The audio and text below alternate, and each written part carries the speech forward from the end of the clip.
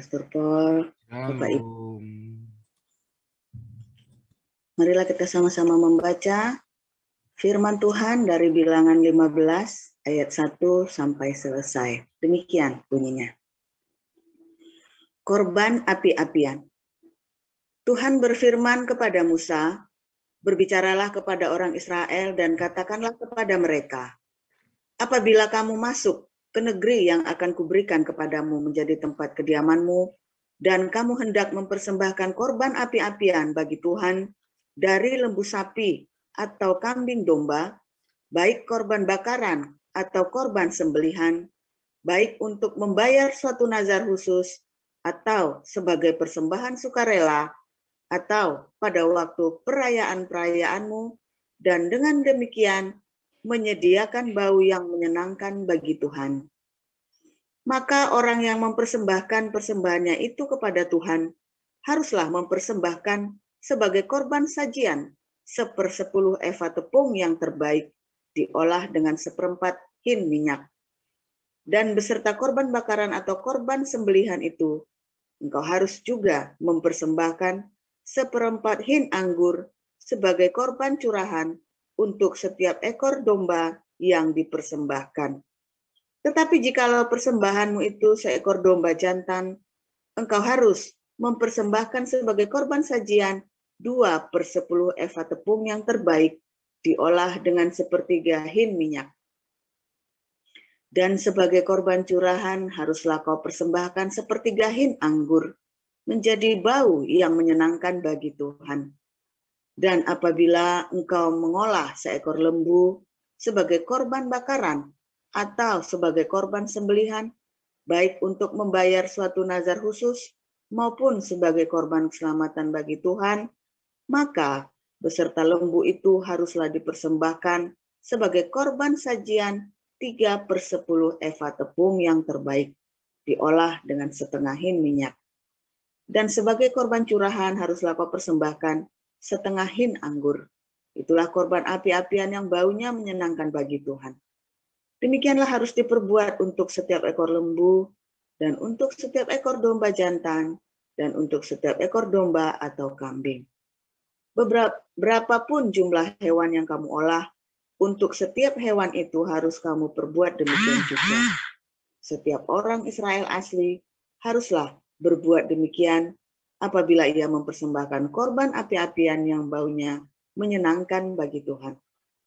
Dan apabila seorang asing telah menetap padamu, atau seorang lain yang tinggal di antara kamu, atau di antara keturunanmu kelak, hendak mempersembahkan korban api-apian yang baunya menyenangkan bagi Tuhan, maka seperti yang kamu perbuat, demikianlah harus diperbuatnya.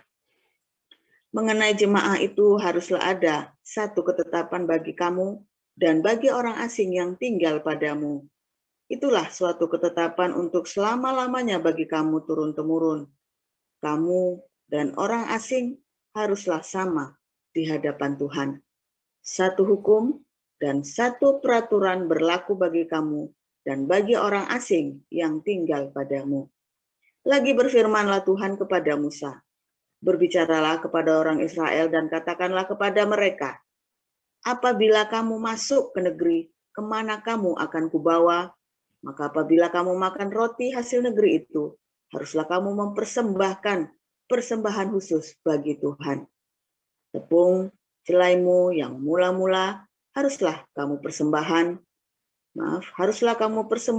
sebagai korban persembahan khusus berupa roti bundar, sama seperti persembahan khusus dari hasil tempat pengirikanmu. Demikianlah harus kamu mempersembahkannya. Baik, saya lanjutkan Pastor Paul ya. Ya. Dari tepung jelaimu yang mula-mula, haruslah kamu menyerahkan persembahan khusus kepada Tuhan turun-temurun.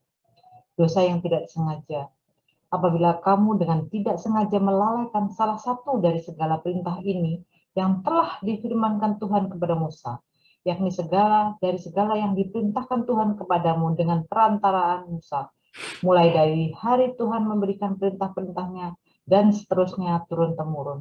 Dan apabila hal itu diperbuat di luar pengetahuan umat itu, tidak dengan sengaja, maka haruslah segenap umat mengolah seekor lembu jantan muda sebagai korban bakaran menjadi bau yang menyenangkan bagi Tuhan, serta dengan korban sajiannya dan korban curahannya, sesuai dengan peraturan, juga seekor kambing jantan sebagai korban penghapus dosa.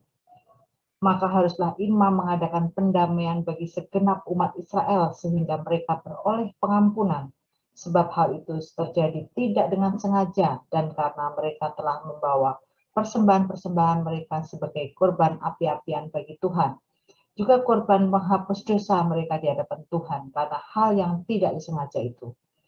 Segenap umat Israel akan beroleh pengampunan, juga orang asing yang tinggal di tengah-tengahmu, karena hal itu dilakukan oleh seluruh bangsa itu dengan tidak sengaja.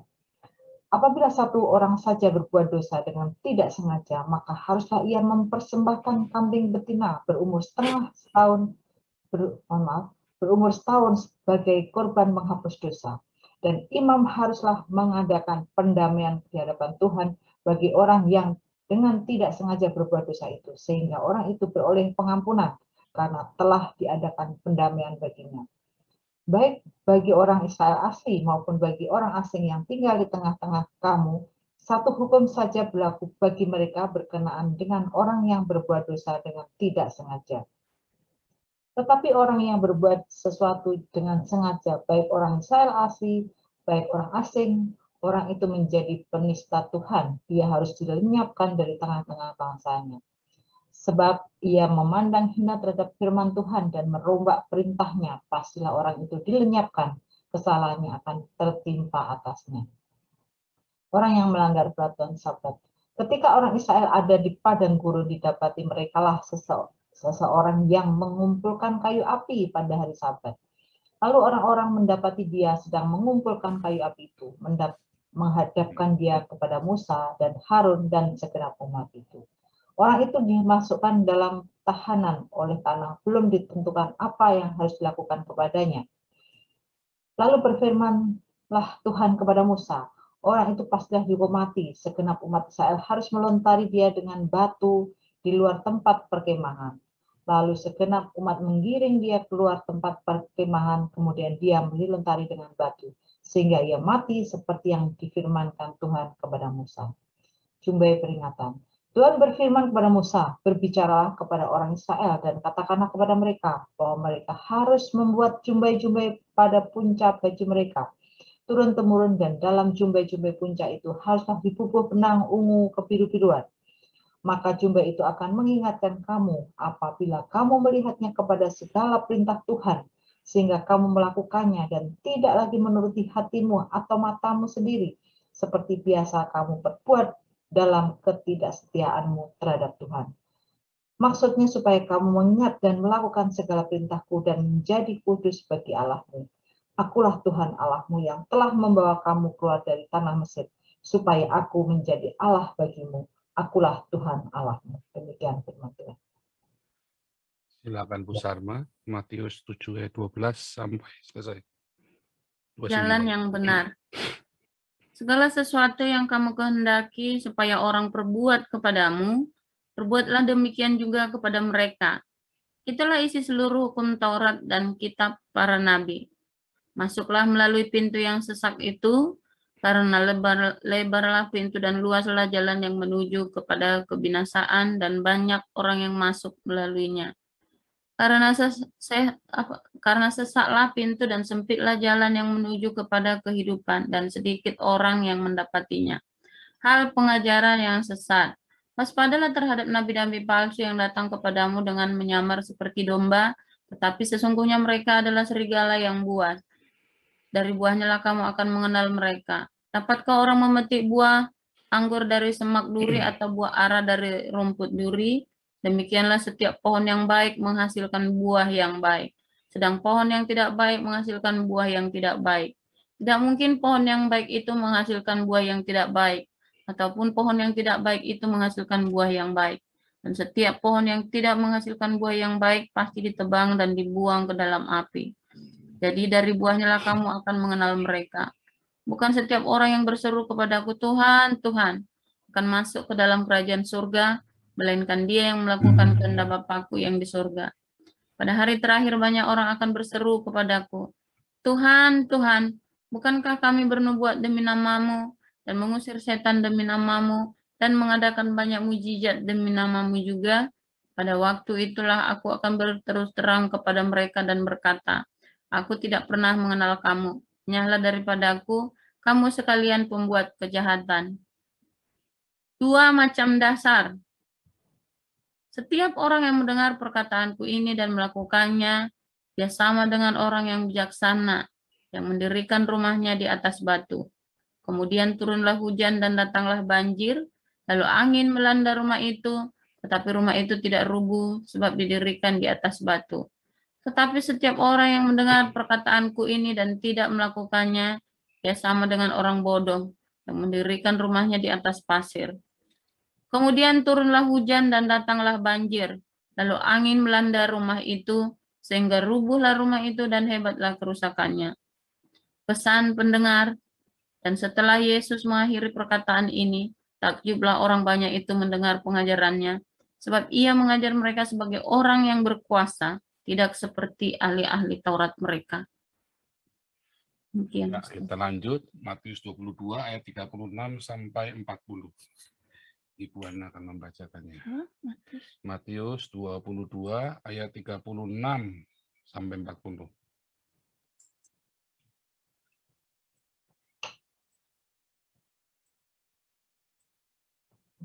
Matius 22 ayat yang ke-36 sampai 40.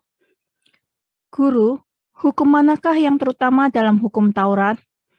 Jawab Yesus kepadanya, kasihilah Tuhan Allahmu dengan segenap hatimu, dan dengan segenap jiwamu, dan dengan segenap akal budimu. Itulah hukum yang terutama dan yang pertama. Dan hukum yang kedua yang sama dengan itu ialah, kasihilah sesamamu manusia seperti dirimu sendiri. Pada kedua hukum inilah tergantung seluruh hukum Taurat dan kitab para nabi. Haleluya, firman Tuhan selalu baru setiap pagi dan akan hidup di dalam hidup kita, menjadi iman saat kita selalu tinggal di dalam kasih-Nya, yaitu dengan berdiakonia, bermarturia, dan mengasihi, mengampuni, memberkati. Ya, tentu saja kita terus menjaga hidup kita agar tetap kudus, ya. Menjaga hidup kekudusan kita itu penting, ya, karena Tuhan bersemayam di dalam kehidupan orang-orang yang kudus, yang suci hatinya. Ya, saya akan share screen hari ini. Judulnya adalah sit-sit yang kedua, ya. Dulu yang pertama tentang wanita pendarahan yang pegang jubah Yesus yang ada di talit. Nanti pas kita di ulangan, ya, Deuteronomi, kita belajar tentang talit.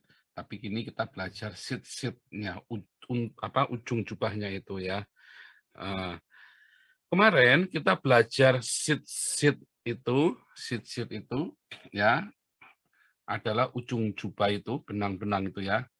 Yang kata sit-sit itu gematrianya adalah 600, dan karena ada 8, ya, 8 dan ditambah 5 notnya itu, ya.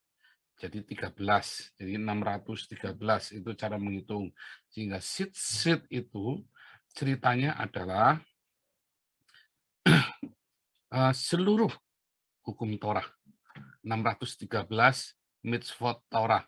Jadi seluruh dari Kejadian sampai Ulangan itu ada 613 aturan. Kalau di Intisarikan itu ada 613 aturan, ya, dari Kejadian sampai Keluaran. Ya, itulah yang ditulis dalam sit-sit itu, dan 613.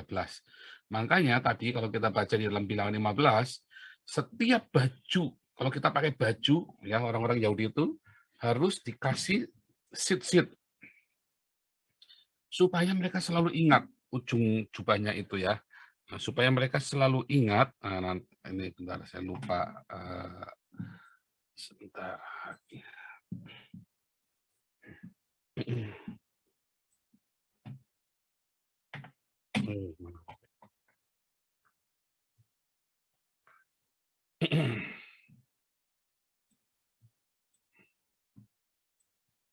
Ya, supaya mereka selalu ingat bahwa mereka harus melakukan 613 mitzvot Torah itu ya. Ya, Anda lihat, lihat Anda, sit-sit ya. Nah, itu. Jadi bahkan pakai baju pun bajunya dikasih itu ya. Ujungnya kalau dia pakai kaos, kaosnya dikasih sit-sit itu. Seperti itu. Jadi anak-anak Yahudi itu ataupun siapa semua pria Yahudi itu pakainya begitu, pakai sit-sit seperti itu.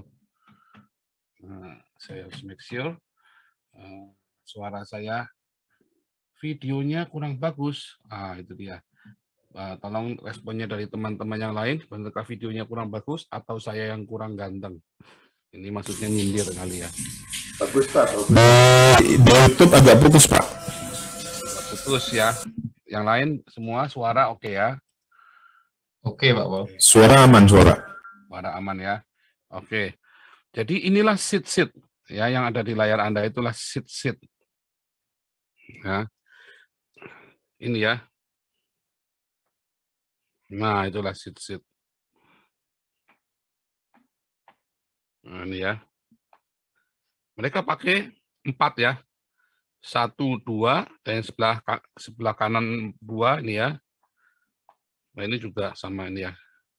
Jadi pakai 4. Terus ini karena cabang 2 kan. Karena dia diuntai gitu kan. Diikat begitu jadi cabang 2. Nah, ini makanya 1, 2, 3, 4, 5, 6, 7, 8. Kan 2 dikali 4 kan 8. Notnya ini ada 5. Makanya jadi 13. Ya. Jumlah sit-sit, tulisan sit tadi ya. Jumlah tulisan sit-sit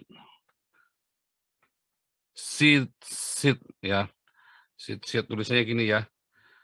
Sadi yod sama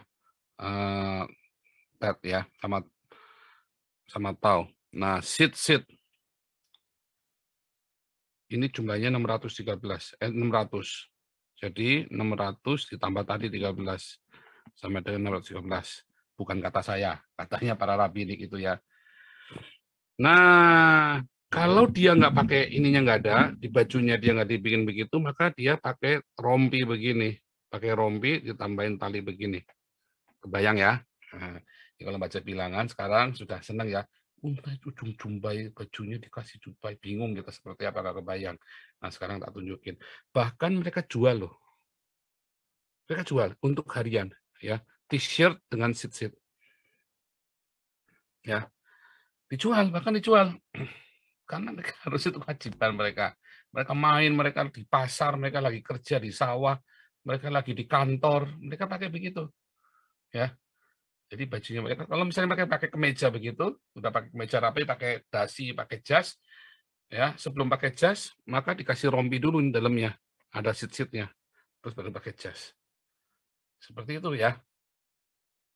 Nah kalau lagi mereka berdoa, mereka pakai talit. Ini namanya talit yang buat sembahyang ya. Nanti kapan-kapan kita bicara talit. Nah inilah sit-sitnya taruh di talit itu. Ya. Nah sebetulnya sit-sitnya itu harus ada benang birunya ini. Ya, namun yang benang biru ini baru sudah lama sejak pembuangan ke Babel itu nggak pernah dipakai lagi.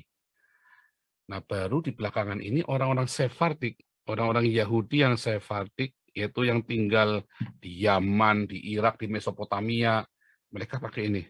Ya, ini orang-orang Askenas.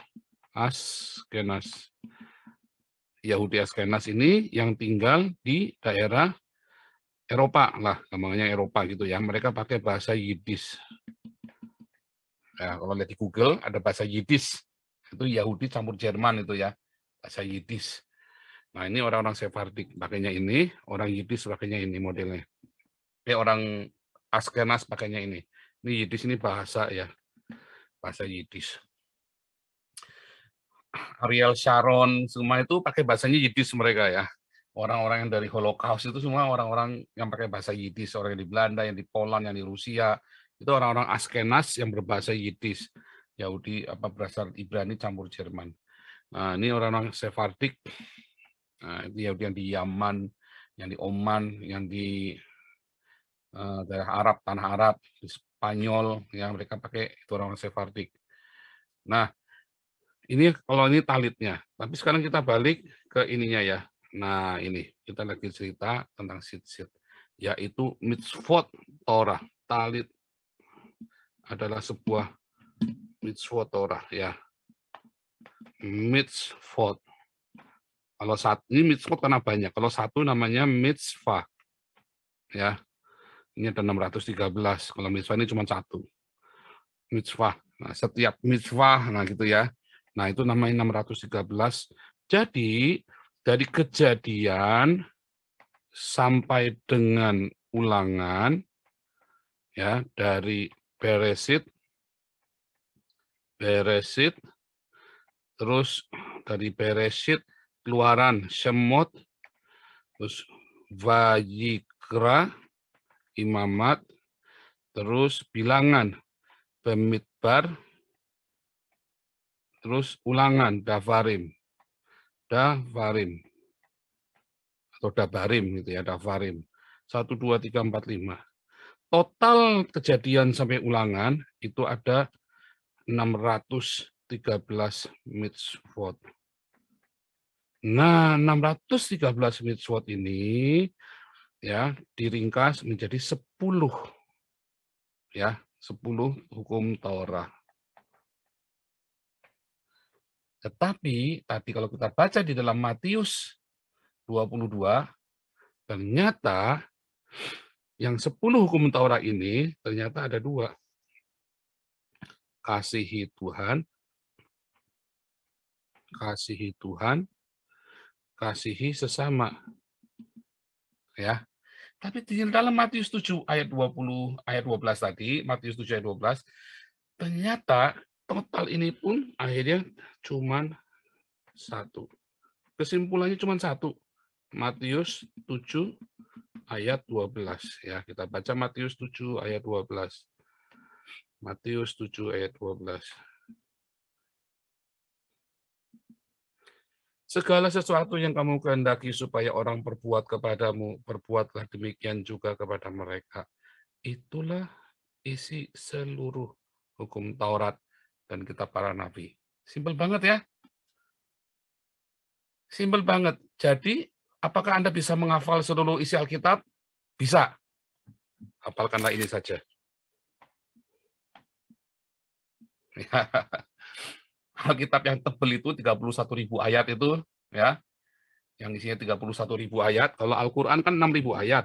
Al-Qur'an itu 6.236 ayat ya. Ada yang bilang 666. Wah ya. 6.236 ya yang benar ya. 6.200 ayat. Alkitab 31.000 ayat kurang lebih. 31.000 berapa gitu ya. Kayak 6 juta. Nah, 31.000 ayat. Nah, Anda cukup hafalkan ini. Anda harus rema benar yang namanya Matius 7 ayat 12. Dan inilah hukum universal. Yang dipakai orang ateis, orang Buddha, orang Hindu, orang Islam,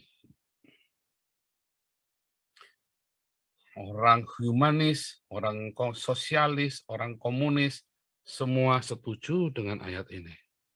Dengan perkataan ini, inilah hukum universal, itulah Torah. Ya, dan hari ini dipakai semua. Ya, itu dipakai. Segala sesuatu yang kamu kehendaki supaya orang berbuat kepadamu, perbuatlah demikian juga kepada mereka. Itulah isi seluruh hukum Taurat dan kitab para nabi. Singkat ya, simpel banget ya.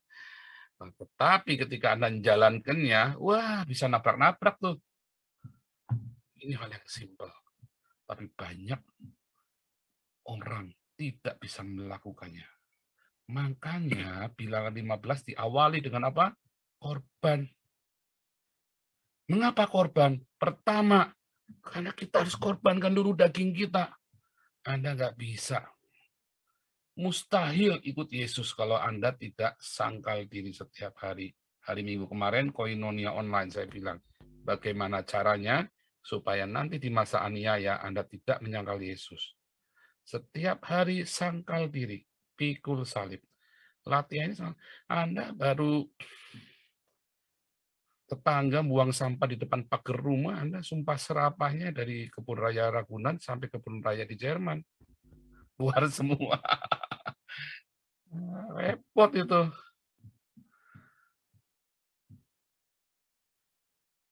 Saya kira dulu itu sulit ya untuk mengendalikannya, ternyata mudah. Nah, ternyata mudah, nggak sulit. Dulu saya kira sulit loh.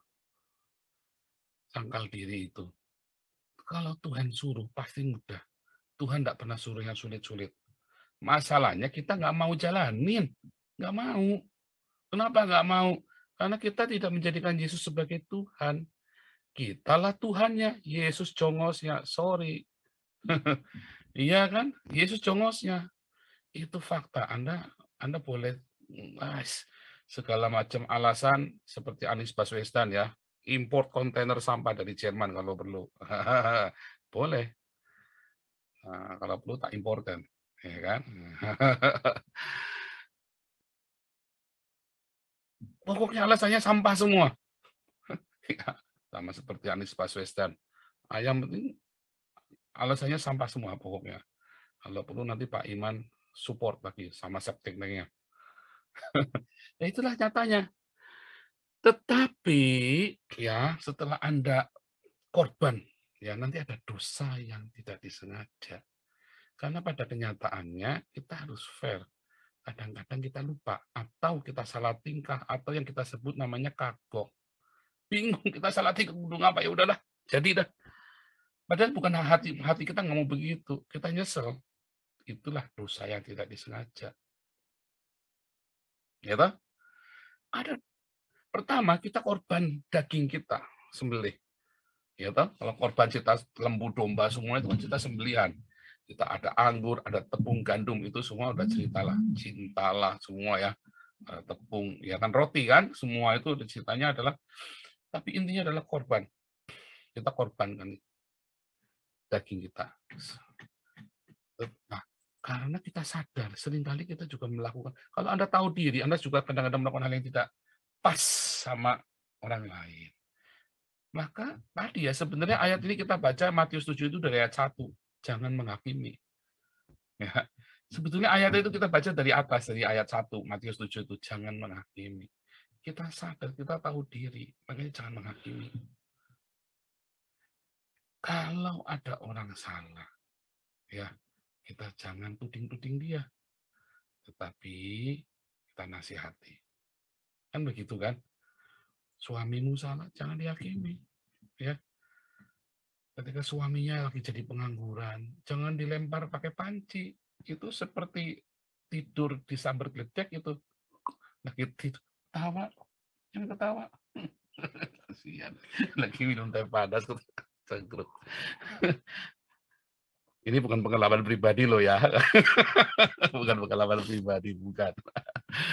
Tapi ada ya, saya diceritain loh. Saya pikir tega bener ini mertuanya ya. Saya sampai kaget. Dilempar pakai panci. Lagi tidurin laki-laki nih sama mertuanya. Kasihan amat. Saya sampai ngelus dada. Wah kalau saya dilempar pakai panci bisa perang dunia keempat itu. Aduh, belum tahu saya sarapannya pakai petasan, dinernya pakai bom molotov.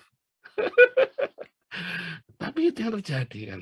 Ya bersyukurlah kalau Anda dilempar panci sama mertua, artinya ia masih sayang. Coba kalau dilempar pakai akta cerai, repot kan? Untung dilemparnya pakai panci.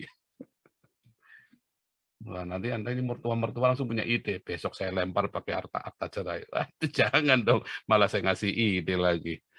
Tapi itu yang terjadi. Anda nggak tahu betapa pusingnya dia loh. Waktu ayah saya menganggur, ya kebetulan saya tiap hari main sama ayah saya. Saya tahu betapa pusingnya ayah saya. Dan nganggur itu juga nggak enak. Ya, semua orang menekan ibu saya. Ibu saya bingung. Ibu saya juga tahu tekanannya. Tetapi nggak tahan, akhirnya ikut ngomel-ngomel di rumah. Tapi saya ngerti tekanannya seperti apa orang menganggur itu, karena ayah saya orang yang rajin. Ya, tapi Anda bayangin ya, orang kalau kerjain A gagal, kerjain B gagal, kerjain C gagal, kerjain dikasih modal habis malah berkurang, dikasih modal lagi malah nyorok tambah hutang.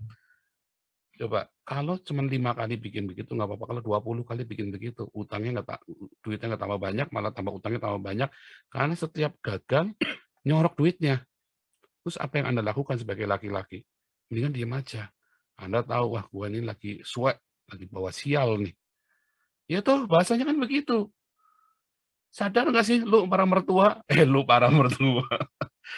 Nggak nyadar. Orang kalau gagal tuh berkali-kali ya, down loh hati itu loh. Down. Dan membuat dia kapok loh, dia takut mau bikin apa-apa. Akhirnya apa? Diem. Diem, paling enggak ya tetap morotin, tapi dia paling enggak cuma buat rokok sama buat makan doang. Karena orang nganggur kan ngerokok kan. Ya tahu diri, jangan traktir orang rokok dong. Nah ya saya cukup tahu diri. Selama 10 tahun, ibu saya yang kerja menghidupi kami semua. Dan saya ditanya sama keluarga kami semua, papimu tuh kerjanya apa sih? Saya bingung loh jawabnya loh. Sampai saya bilang, P, jadi sopir angkot saja enggak apa-apa, P. Yang penting kalau ditanya kerjanya apa, bisa jawab. Jangan ditanya kerjanya apa, nganggur.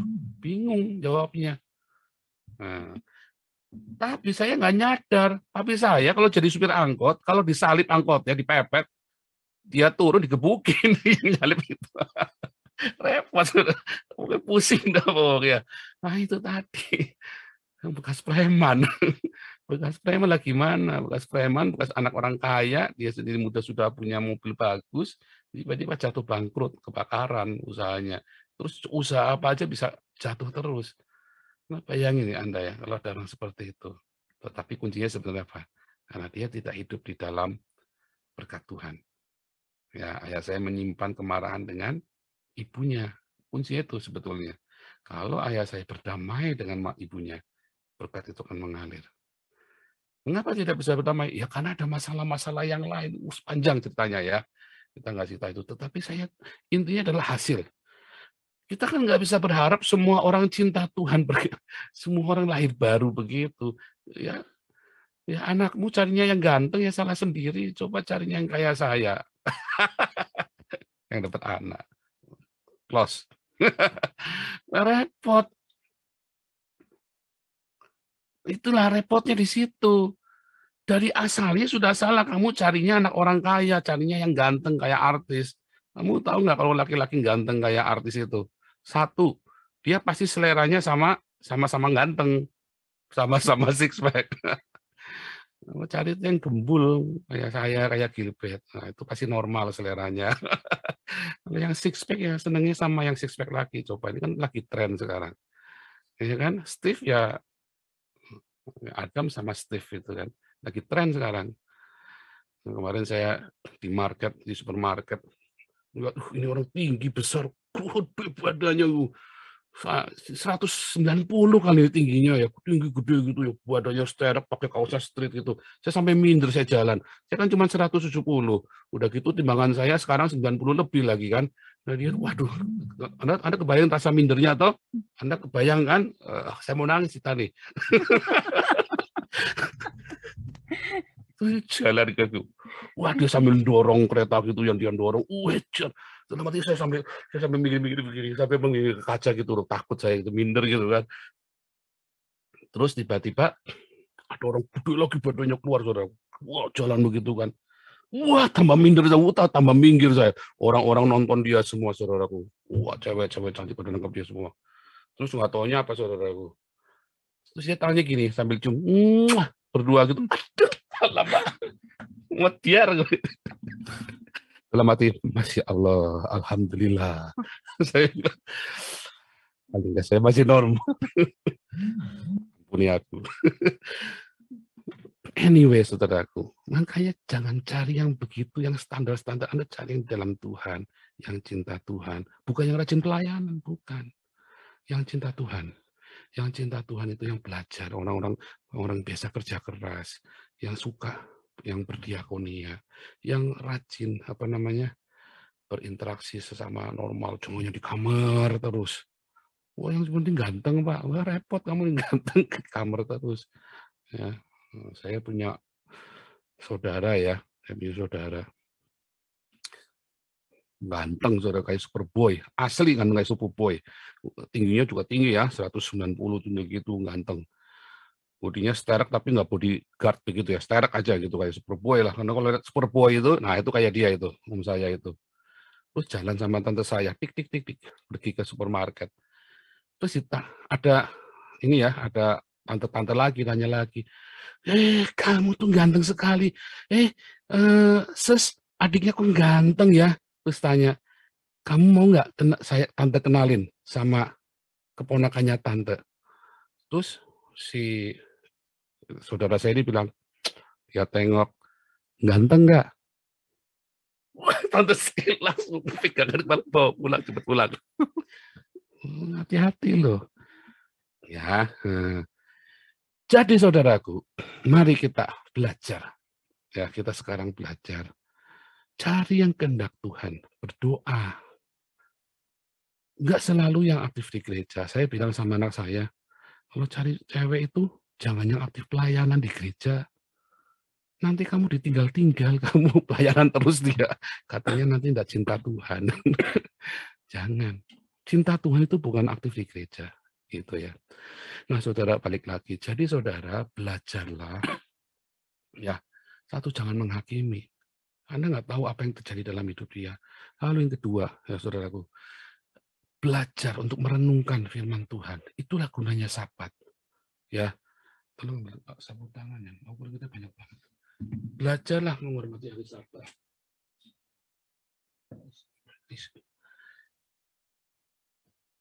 Ya, pas lagi panas banget ya hari ini sini. Nah, belajarlah menghormati Sabat. Anda bayangkan ya betapa mengerikannya Sabat di zaman itu, sampai kudu dibunuh ya. Kalau enggak ini sampai kudu dibunuh.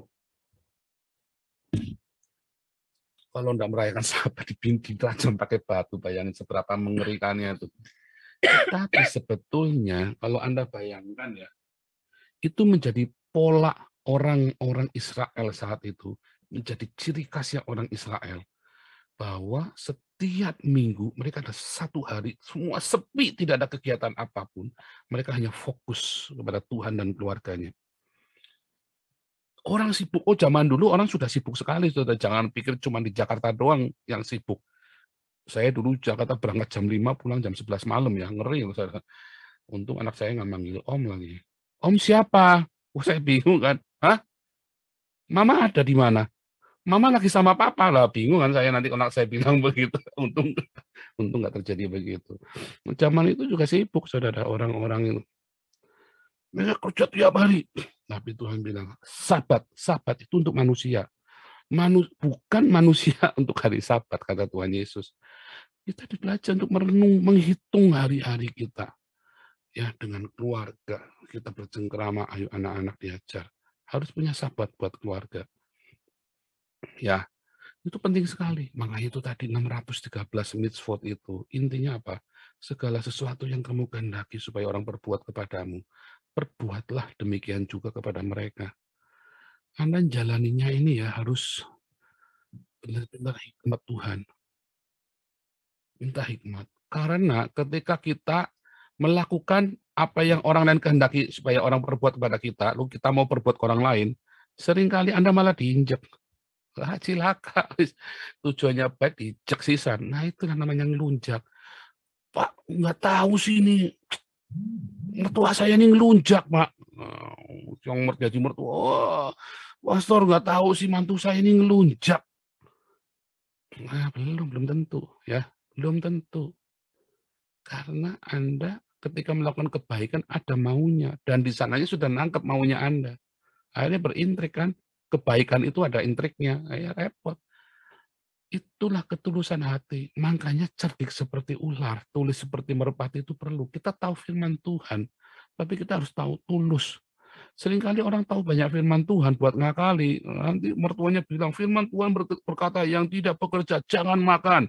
Lalu menantunya jawab, oh firman Tuhan berkata, Tuhan memberkati orang yang dikasihnya pada waktu tidur. Repot, saudara. Bales-balesan. Repot, kapan selesainya? Karena nggak tulus, ya kan? Berintrik semua di dalam keluarga. Saya selalu nasihatin istri anak saya. Jangan pernah berdusta dan berintrik di dalam rumah tangga. Kalau kamu berintrik di rumah tangga, kamu berdusta, siapa yang mau percaya sama kamu? Jangan pernah mendustai orang yang kamu kasihi.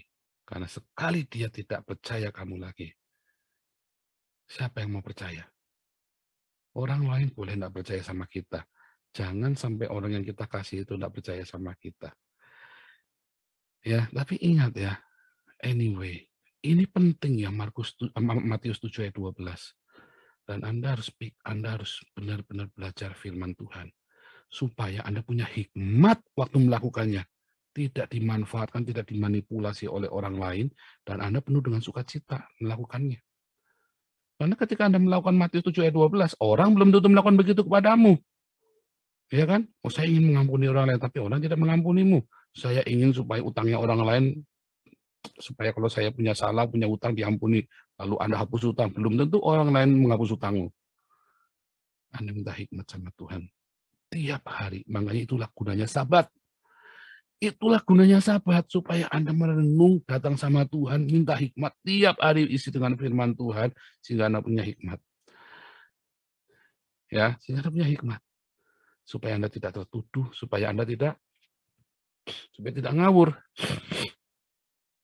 Itu ya, itulah makanya saudara harus mempersembahkan korban tiap hari. Daging itu harus disembelih. Dan itulah sebabnya ada korban untuk dosa yang tidak disengaja. Jangan menghakimi, dan itu membutuhkan korban. Ya, semua itu ada di dalam Matius 7 ayat 12. Simpel ya.